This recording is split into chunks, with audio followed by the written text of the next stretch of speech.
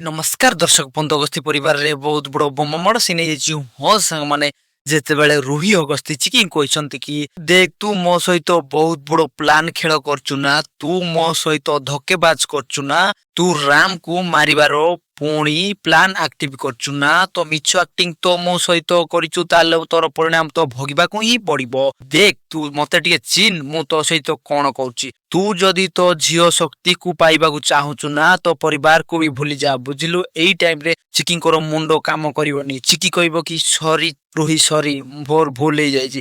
ଏଇ ଟାଇମରେ ରୋହି କହନ୍ତି ସରି ନୁହଁ, ତୋର ପରିଣାମ ଭୋଗିବାକୁ ପଡିବ, ତୁ ଦଣ୍ଡ ନିଶ୍ଚୟ ପାଇବୁ। ଆଉ ଗୋଟେ କଥା ମନେ ରଖ, ତୁ ଟିକେ ଆଉ ଗୋଟେ ସାଇଡ କି ଅନା, ତାପରେ କନ୍ଦା ତୋର କାନ୍ଦ ଟିକେ ବନ୍ଦ କରିବୁ, ବୁଝିଲୁ ନା। ତ ସାଇଡ କୁ ଅନେଇକି ଦେଖିବେ, ତ ଦେଖିଲେ ତା ପରିବାର ଲୋକ ସମସ୍ତେ ଅଛନ୍ତି, ସଦସ୍ୟ ସମସ୍ତଙ୍କୁ ବନ୍ଧା ହେଇକି ଥୁଆ ହେଇଛି। ତ ଏଇ ସିନ୍ ଟା ଦେଖିକି ଚିକି ଡରି ଯାଇଛନ୍ତି, ଆଉ ଚିକିକୁ ଟାଣି ଘୁଷାରିକି ଆଣିଛନ୍ତି ରୁହି।